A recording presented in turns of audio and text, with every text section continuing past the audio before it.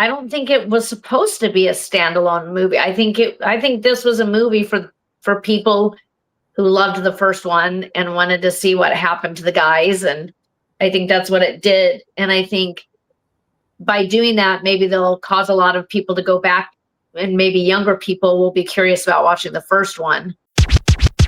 This is Nick Bohr, vinyl record dude in Scottsdale, Arizona. You're on the All Over the Place podcast, where the fun sanity never ends.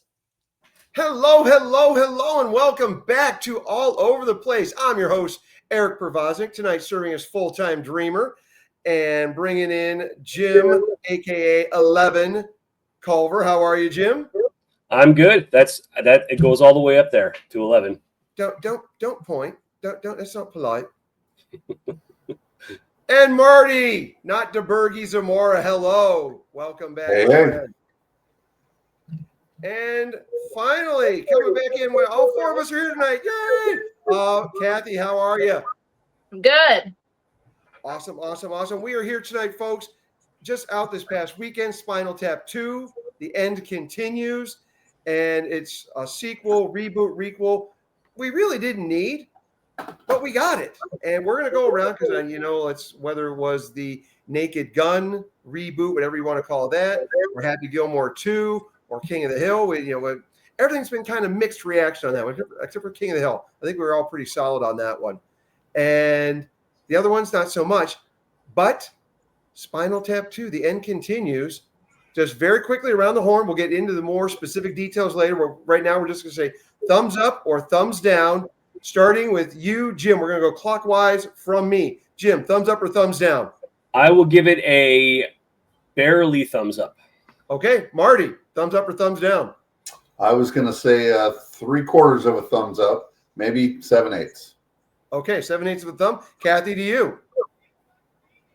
2 thumbs up. Well, in the immortal words of I wish I had more thumbs. Wish I had more hands so I could give them more thumbs up. But yes, I again, the sequel we didn't want, but yeah, I dug it quite a bit. But I guess as we went around the horn, the thumbs increased. So Jim, we're going to go to you first and find out why you came to your thumb or lack thereof, or not quite full thumb conclusion. Okay. Well, I noticed you're wearing your green skeleton shirt. I am wearing my all black shirt because how much darker can it get? None more dark. Exactly. So yeah, I'm going to give it a moderate thumbs up. I enjoyed it. It was funny. So it definitely wasn't a classic like the first one was. That one I think is fantastic. It's great. It's one of the best comedies of all time. This one, I mean, first of all, that one you really just need to know. The original, you just need to know about rock music to appreciate it. This one, you have to have seen the first one to appreciate it. You can't go into this one cold, having not seen the first one. The jokes wouldn't really work. So it's very self-contained. It's really made for fans of the original movie, which nothing wrong with that, but it's a limited audience and a limited joke set. The jokes that are in there work. I would say they don't work as well in a lot of cases. And I think for me, the reason is with the original, a lot of the jokes that, revolve around just kind of like riffing, things like that. They were funny, but they mostly got a chuckle out of me. Whereas the jokes about things, shit going wrong on stage, that stuff was belly laugh material for me. And it always is. I can rewatch, the alien pods or the Stonehenge. I can watch that on YouTube and laugh my head off every single time. I don't even have to watch the movie to appreciate that. It's hilarious and it's brilliant satire. And I feel like this movie needed more of that. It was mostly just the guys sitting around riffing, which again was good for a lot of chuckles.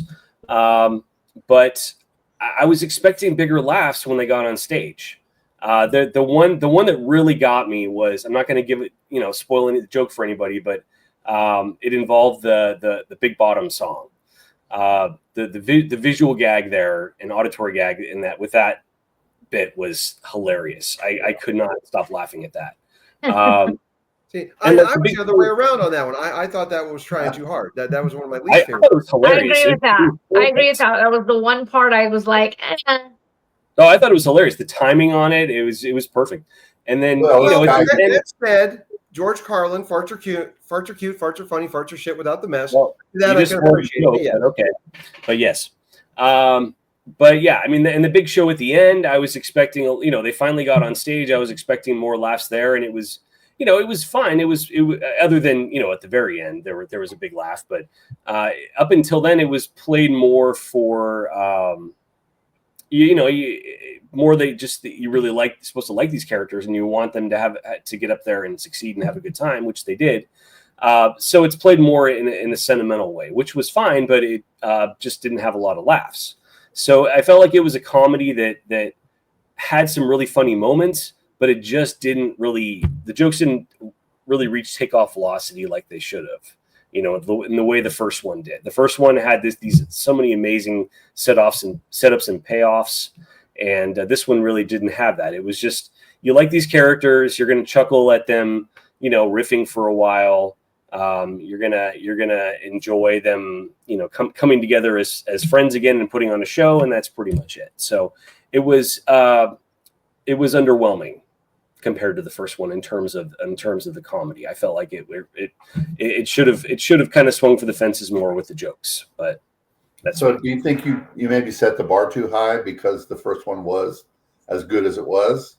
I mean, sequels, other than Empire, sequels, they're rarely as good or better than the original. And Dark Knight. Maybe you expected too much. But yeah, I agree. I mean, I guess I just figured those were in the first one they did a really good job at doing pulling out these big visual gags and getting huge laughs, and I thought they would repeat that more with this one and try to. They didn't. And for me, okay. I mean, as has been stated on the show, maybe a couple of times, this is my favorite comedy and my number 2 movie of all time, the original, and a movie I watch at least once a year. Go back to the well on it. And I set the bar. I mean, I knew I was going to just not set the bar anywhere, just let it wash over me, and it succeeded so much on that level. For me, it was just like a good hang with old friends. It was like catching up with guys that we've seen throughout the years. Yeah, it didn't really feel like a full sequel where there was a whole story. It felt like kind of an addendum to the first movie. Like, oh, here's a quick little aside that happened to them 30 years later, and then that's it. So I guess I just expected a little more out of it. But I did enjoy it. I had a good time. I will give it a thumbs up for that. Excuse me. I'm getting over a cold. I apologize. He's verklempt, folks. That's how much he didn't like it. So I would like to add a little extra trivia, a bit if I could. Hold on, I'm ready, Marty. See what happens? It's not in the right spot now. I'm covering Kathy. There, quick trivia with Jim. I'll work on that later. That's fine. Quick trivia. So Marty DeBurgy's hat, the USS Ural Sea. Ural Sea, yes. Ural Sea. Okay. Do you guys know what that is a reference to? Yes, I do. But it's your trivia, so I'll let you take it away. Okay, USS Coral Sea, which is a famous supercarrier that has been around since the 40s. Was finally decommissioned in 1990, and that was the carrier that my dad served on in Vietnam back in the 70s. Wow. And he loved serving on that ship because that ship had been in World War II, Korea, and Vietnam, and later in a lot of skirmishes during the Cold War and in the Middle East, and never lost a single person. Wow. So it was considered something, and it had been through a lot, but so it was considered something of a lucky charm to be on that ship in the Navy. So that's something it was kind of famous for, and had a nice personal connection to me. So wanted to throw that out. I didn't feel like bleeping. I didn't feel like bleeping like you do with Marty. I censored us. Well, I know, but no. Do you know what happened with why it says USS Oral Sea? I believe he just didn't have the rights to use. Yeah, exactly. Yeah, Yeah. he's not a veteran. He's not a veteran, so he didn't have the rights to use the So name. plural became oral. Right. Ural. Double O. And do you also have further trivia with that? And wait, hang on a second. Just quickly. Sorry, Kathy. Wait, there's more. The settings on this thing. I'll figure it all out sometime. Everyone will be seen at all times on this. That's right. But when Mark Knopfler did the score for Princess Bride, he demanded that hat make it somewhere into the movie. So if you look in the background of Fred Savage's bedroom, it is there. Nice. I did not know that. The Rob Reiner universe. Me and Kathy are sitting here like, these guys are fucking nerds. Yeah, I don't go this deep on movies usually. I don't know that shit. Well, I read liner notes for it. The music geek in me, I read all the liner notes, and the movie geek in me, I watch the bonus features, and I scout on IMDb. I go through those trivia sections and I read them. So I'm a movie nerd. I'm a music nerd. I will not deny. I do this stuff instead. And you got the movie playing on the wall in your bedroom. Come on, don't give me that. I love the movie. I love it. No, nice try, Zamora. Honestly, you know what it is? My memory is so shitty, I can't remember all these fucking details. So exactly. That's me. It's like, why am I going to spend the time doing it? Because I'm literally going to forget it 5 minutes later. Although the one good benefit of that is I can read it, and then a couple years later, read it again. It's all fresh. Like a brand new experience. I didn't know that. You're already ahead of the curve on your eventual Alzheimer's. I love it. Very good. You figure out how to get around it. Well, Zamora, we're going to go to you next. And all right. Well, I will say that I'm going to give it a full thumb up, since if that's a kind of thumbs up, I'm going to go a full thumbs up. I thought it was that's funny scene. I thought the only thing that really maybe lacked was Jim kind of touched on it. It's not standalone. It's just not. It can't be.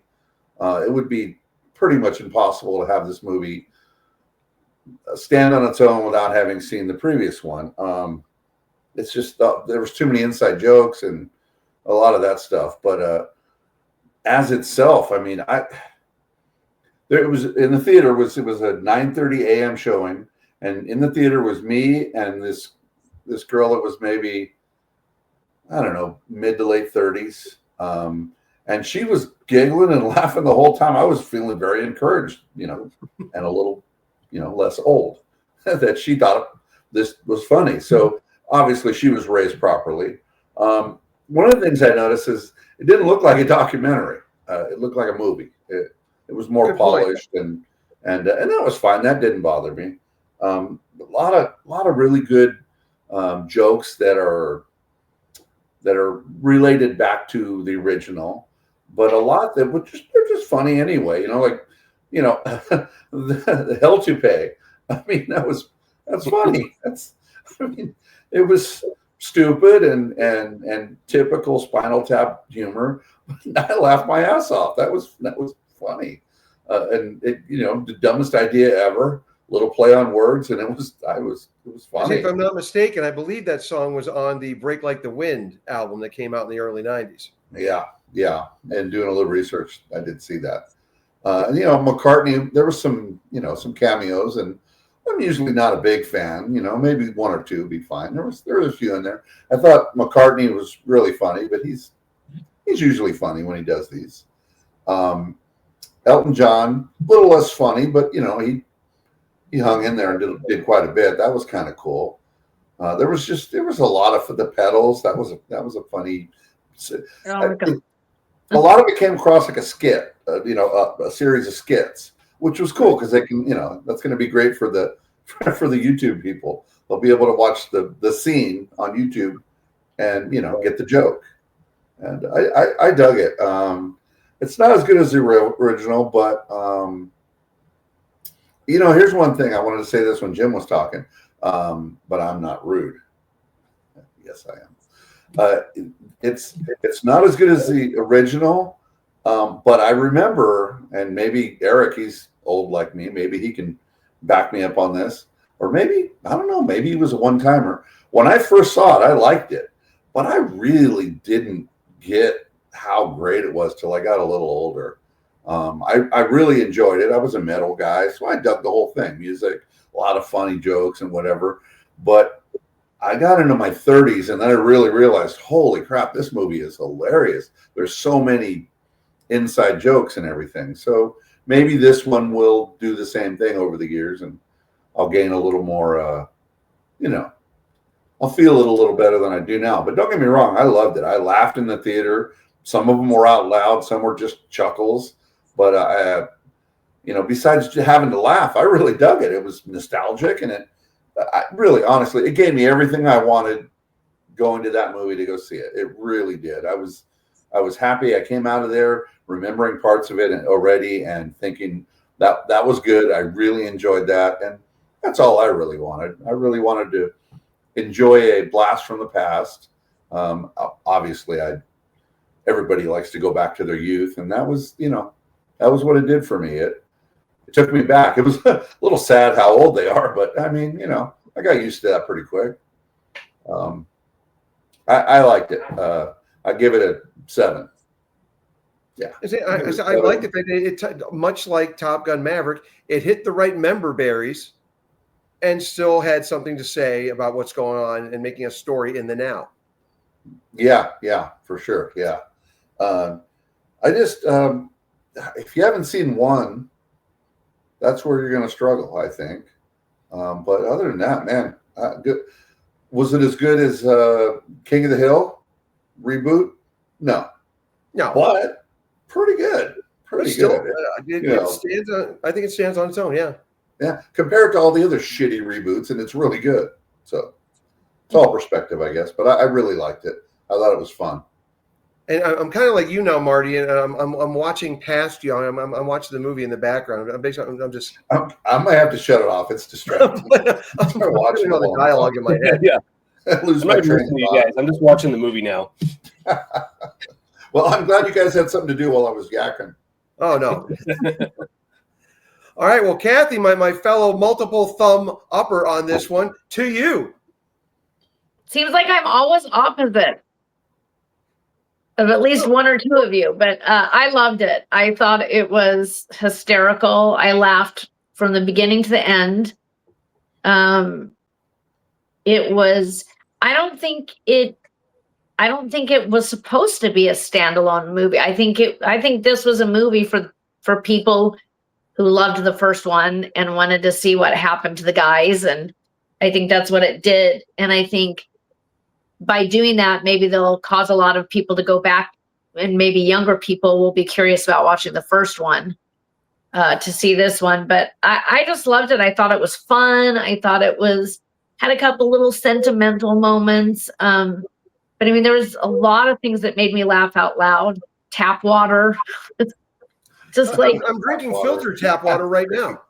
I mean, the huge Stonehenge at the end. I mean, and I can't give anything away, so it's like I want to say certain things, but I can't. But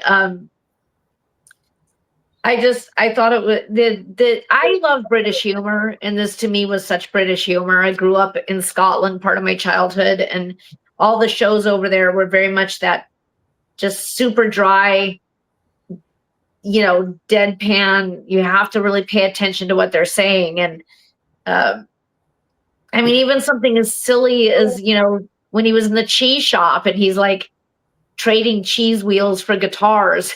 Just the ghost hunters coming through the house when they were trying to have their, their meeting. I just thought it was so funny to me. I just loved it. And you know what? I went to the movies and I didn't think about anything for the whole time I was in there. Like I really enjoyed it. And I actually went to a special showing of it before it came out in the theaters the next day or whatever. So you saw it on IMAX, right? Yeah, I saw it on IMAX.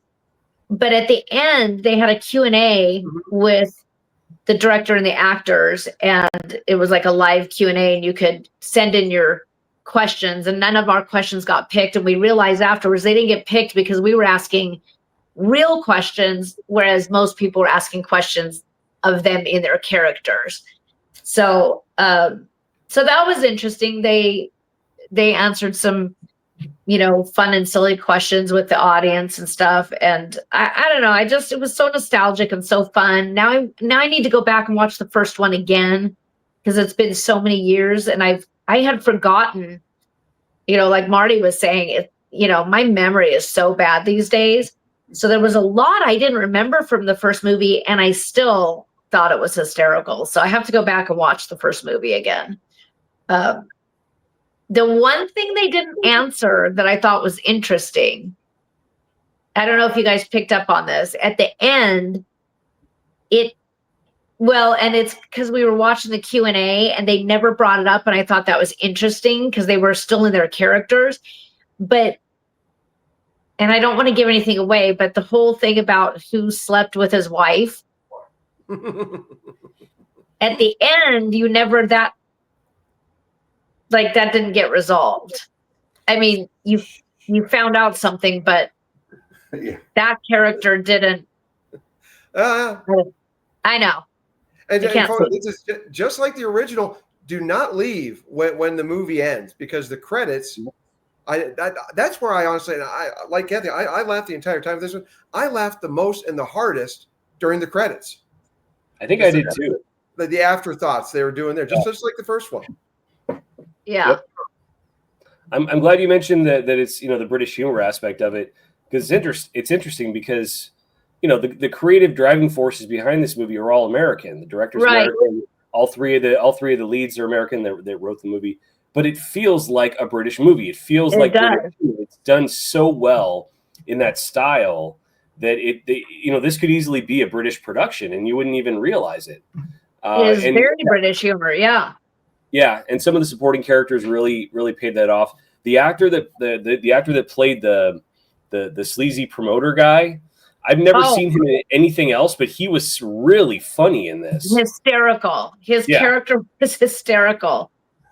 Yeah, I'm definitely going to look out for him in other stuff because he was great in that. He really stole his scenes, just playing that douchey character so well. This guy who just has so much contempt for not just these guys, but the concept of music, and he still has to promote it, and he's just miserable, and he's just ripping with disdain for all of it. It's a great performance. Yeah, he really did embody that character well. And I loved the female drummer. We were trying to Google who she was afterwards because we're like, who is this? And I don't know if you caught, the little old lady that they showed really quickly in the audition. She's really a drummer on Instagram. Yeah, I've seen her. So that was fun to see that. But I really I thought that girl did a great job, and I went and followed her on Instagram, and I thought her energy was really great, just how she just played along and had fun with it. And I don't know, I just loved the whole thing. It just was nice to see something that was just funny and lighthearted. Yeah, I'm glad you brought up the drummer because I was gonna touch on that. Sometimes, not sometimes, a lot of times, they have to shoehorn in every aspect of society so someone doesn't get offended. And this did not feel like that at all. I agree. Kind of like Schitt's Creek. He was gay, he got married, all that, but it was just part of the story. It wasn't about a gay guy in the story. It was just this kid happened to be gay. And in this instance, it wasn't like, well, we gotta shoehorn a girl into the band. Let's make sure she's lesbian. It never felt like that. It felt natural. And she was a fun character. I think she had a lot to do with it. She was a fun I think she's gonna break out. I think she's gonna get a lot out of this movie because she was really fun to watch. So is she a drummer or an actor? And I was just about to say, looking at it, you can see. No, I think she's really a drummer. Yeah, I mean, she looks to be a drummer. Those of us who pay attention to the liner notes, she is the drummer, and so is the keyboard player, the Caucasian CJ. But no, the both soundtracks are over my shoulder. Soundtracks purchased at Vinyl Record Dude, and I'm going to very quickly remind folks to get on out to the Vinyl Record Dude there on Scottsdale and Shea in Scottsdale, Arizona. And just know she was awesome, and just I loved her homages to the first or not necessarily the first one, and then one of the subsequent drummers, and the one who especially the one who died in a bizarre gardening accident. Great homage on her drum kit. Absolutely. I did like what they did with that gag, that because I knew they were going to bring back the drummers dying. Like, how couldn't you? But they found like a fun angle to take with it. Yeah.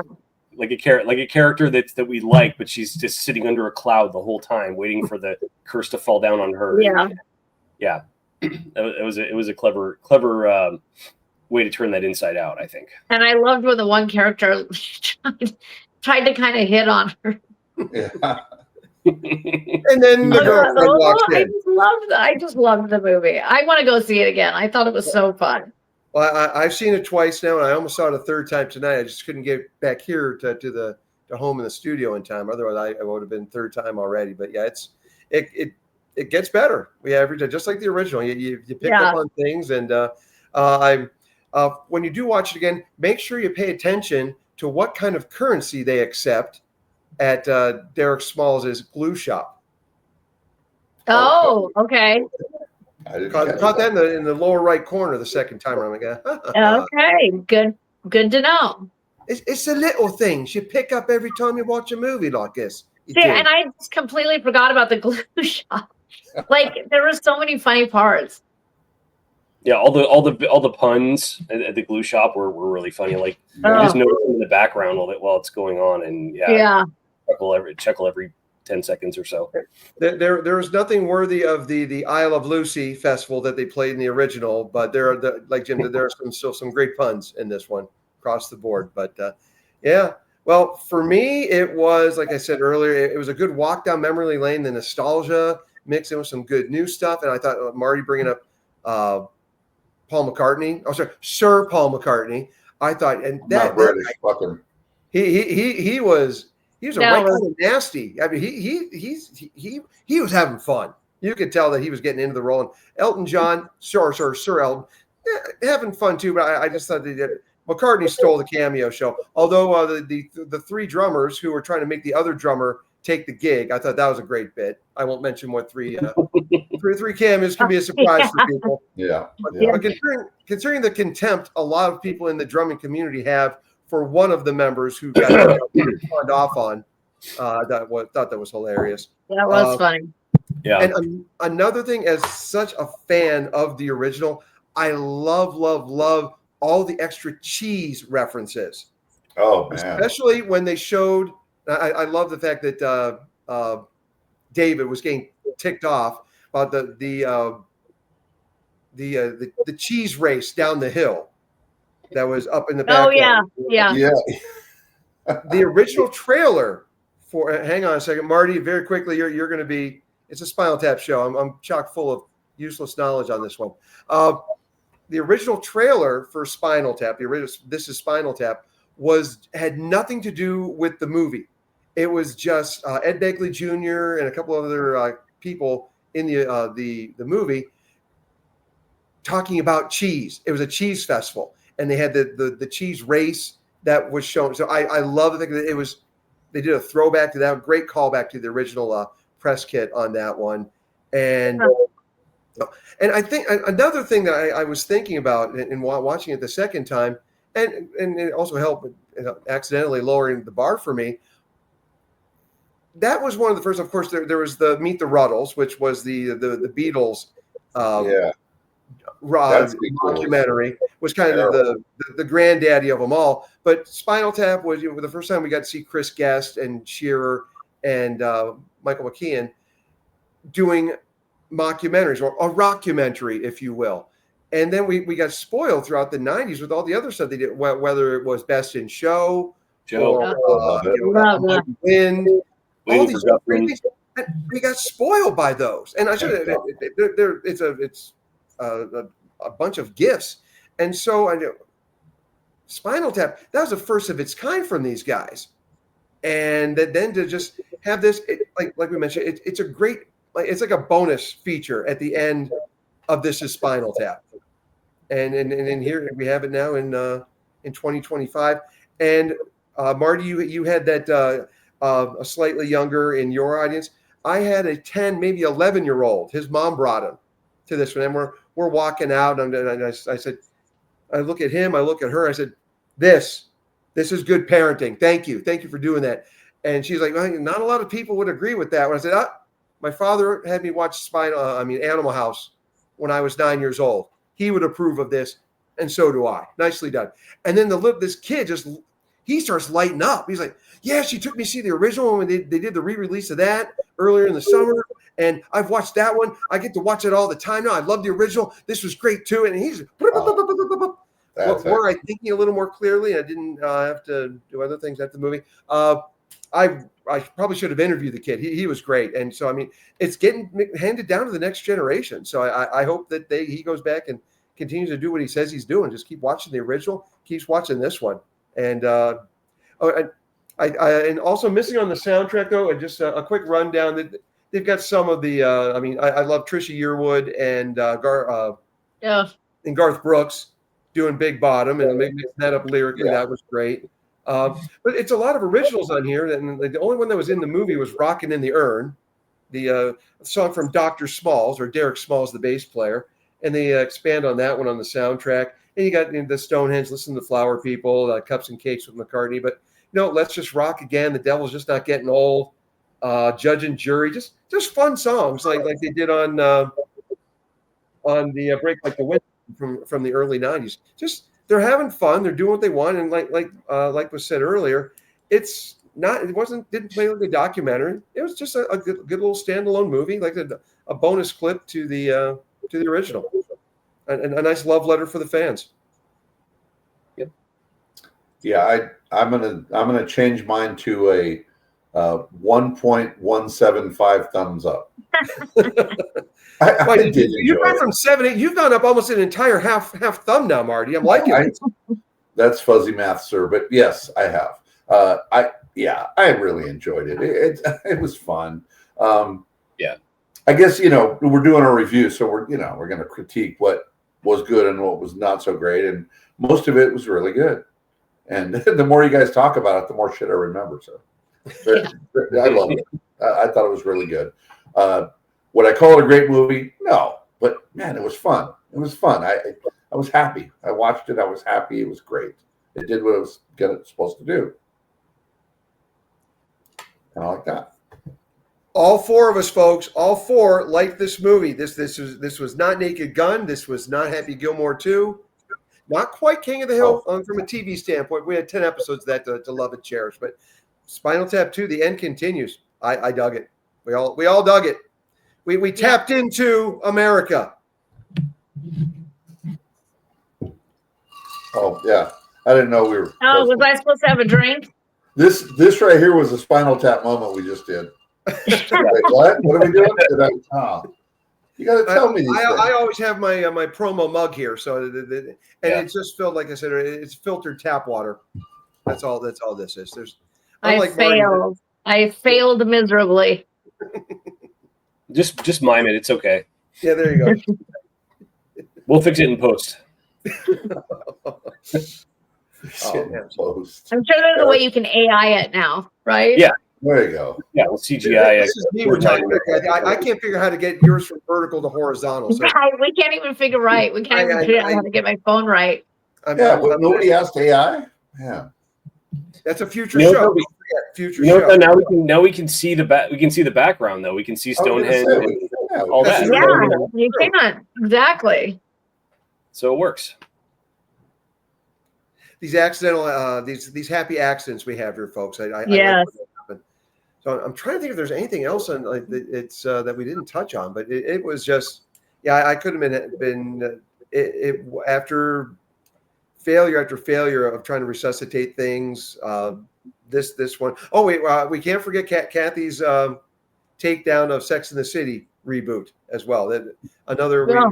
We're back to 500 now. It looks like we're at 500 with the six things that we've talked about. Oh, You set the ball so low, we're going to deal with 500. And just like that, it sucked. yeah. And Horrible. speaking of sucked, you mentioned the Ruddles. I think that's how you say it. Oh, yeah. Mm-hmm. Yeah. That sequel was horrible. It's terrible. I forgot they did one. Yeah. But, Yeah, it was bad. It was really bad. So good on the Spinal Tap, folks. And it did feel British. Will you guys? Hey, I have a question. Do you guys think they'll do another one? They in like teased 40 that they years? might. I think Well, one of them's I mean, going to be dead soon because they're getting up there. They're getting up there, but man, I would love to see. I would love to see another That's one. what I liked about this. They never went away. I mean, because the original came out in '84, and then Break Like the Wind. They kind of they had to come back around the time early '90s, and I love their appearance backstage at the Freddie Mercury tribute when they went up to James Hetfield, and when Metallica, aka the Black Album, and there's a so we hear you guys have got a Black Album out. Oh, but you've got a little silver snake there. It's not quite all black, is it? Well, there's your name in silver too. Nice try. And then that the more festivals that they've been. So never say never, but this is the first time though I think they've included Marty DeBerge coming back and involving him in it. So, well, yeah, which I can't stand Rob Reiner, but that's a good character. I was about to say this proves Rob Reiner can still make a good movie when he pulls his head out of Twitter for 5 seconds and actually tries to make a good movie. So maybe he could stick with that and make another good movie and shut the hell up on Twitter. Just he did revisit one of my favorite lines. I quote quite a bit. Enough of my yakking. That made a comeback in this one. Although I miss him standing like this and immediately uncrossing his arms. That was a great move, great physical move. And I've got a bit of trivia. Wait, hang on a second. Hang on. Oh, there you go. So back in the 80s, there was a collaboration song that included some Spinal Tap in it, but it was a real song, a real serious song. Anybody know? I think Eric knows. Proceed, Kathy, sir. you're a hard rocker. And you might know some of the guys in this video. Actually, one of them you interviewed, Kat, because we share one of these guys in common. Oh, that's right. Yeah. I interviewed someone? You interviewed someone who was in this song with Michael McKean and David and Nigel are both in it, right? I think Derek Smalls was the only one who wasn't in it, right, Marty? No, I think it was just McKean. I wouldn't have a clue. I am not good with trivia like that. I said, my memory is. Okay, well, Marty, take it away, and then we'll tell Kathy. Then we'll reveal to Kathy who else was in it that we both. Yeah, I'm dying to know. Yeah. Tell me, Marty. You brought it up. I know the answer. Go and tell us. Can you guys hear this? Okay, edit this out, Eric. My computer just started playing a video. Can you hear it? No. The football game is on. You have to edit this out. I'm sorry, Eric. Football highlights are blasting out of my computer. Give me 1 second to fix it. And folks, I have no time to edit this later. By the way, this is this because we're closing on Witching Hour. I'm gonna have this up by midnight, so it's okay. So we're doing it live. Go ahead. So the answer is We're Stars. It was a charity comp. What's it called? Charity, not compilation. It was in the wake of, of course, it started with Do They Know It's Christmas? Yeah. In late 84. And then 85, of course, we had We Are the World. And then Live Aid on 2 continents. Actually, we can't forget what NXS was part of a bunch of bands from Down Under who played on Live Aid Day as well. July 15th, 1985. Sorry, July 13th, day before my brother's birthday, 13th, 85. Fuck them. Yes, and then Hearing Aid led by who, Marty? Come on. Who's the guy behind this? Ronnie James Dio. There you go. And also included some, and then of course the Canadian one had members of Rush. What was the? Do you remember what the Canadian one was? I don't remember the name of it. You guys have lost me. Did you give the answer yet to Marty's question? The name of the song is "We're Stars," and the name of the sort of charity or whatever was hearing aid. Here Oh, and here. aid. Oh, There's okay. a lot of loud rockers. And Jeff Well, who's Tate. the guy that I interviewed? Jeff Tate was among the Jeff guys Tate. singing on that one. Ah, Among many So- I others. did not All know right. that. Okay. All right, so this is really good for you. This probably isn't good for the show. This is really good for you, Kathy. Now go to YouTube and go watch that video. It's fucking epic. The people that are I'm on definitely gonna. I'm gonna as soon as we All get the- off of this. all the best Episode. 80s voices and guitar players. It's epic. Hearing aid. Hearing Aid. It's a Oh, who's Hearing who Aid. metal verse at that time. And actually, Kathy, I Gotcha. want to ask you because you of course had Dave Ellefson play on your song early last year. You know some of these guys. Have you ever heard any Spinal Tap moments from them where they make a reference to the movie and say, "Oh yeah, I've been through that." I mean, I think they all love the movie just like I do, because if you're a musician, it's hysterical. It's even that much more funny. Like you were saying, the guitar pedal joke. John was with me, and that was just hysterical to us because we know players like that who they just have all these useless pedals, and it's just such overkill. And the guitar where he had the little thing for the cheese grater in the back.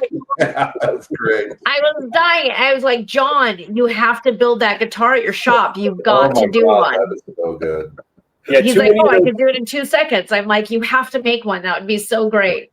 So Too many yeah, of I those think tools- every musician, I don't know a musician out there that I've encountered who doesn't appreciate and love that movie, the original one. So Too many of the scenes from the new one felt like episodes of our show, I have to say.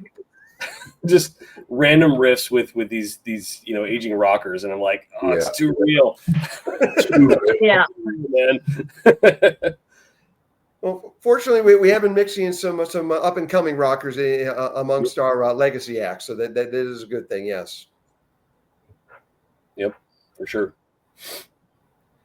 Well, folks, there you have it. The Spinal Tap II, the end continues. We all liked it to various degrees, and two of us loving it, and Marty almost coming over to the love side, but it's all positive. It's all positive. And I also want to thank we entered into a new relationship partnership, social media partnership with Harkins Theaters, I should say, not Harkins Cinemas, Harkins Theaters here. They're an Arizona-based theater chain, but they are in other states as well. So see your movies at Harkins if you can. They're a great bunch of people. And we're really excited with the relationship we have with them now. And I brought up earlier Vinyl Record Dude. Make sure you go to vinylrecorddude.com or visit the store when you're in Scottsdale. Go down and see Nick and the gang there. And also for your concert needs, and I'm not sure, the concert tomorrow night is not a DZ Presents. I'm seeing Joe Perry Project tomorrow here in Phoenix with Chris Robinson singing and Robert DeLeo playing bass on this. So I'm excited for the latest incarnation of the Joe Perry Project. But otherwise, Dan Zalesko Presents. He's got a lot of good shows coming up here in Arizona and beyond. Check out dzpresents.com/events. More friends of the show. So, and thank you, the Team AOtP, all together again for the first time in a long time. It feels good. So, Kathy, Jim, or number 11 goes to 11, and Marty, not DeBerge. Great having you folks. And we'll be back real soon here on All Over the Place. Till then, take care and drink your tap water. What?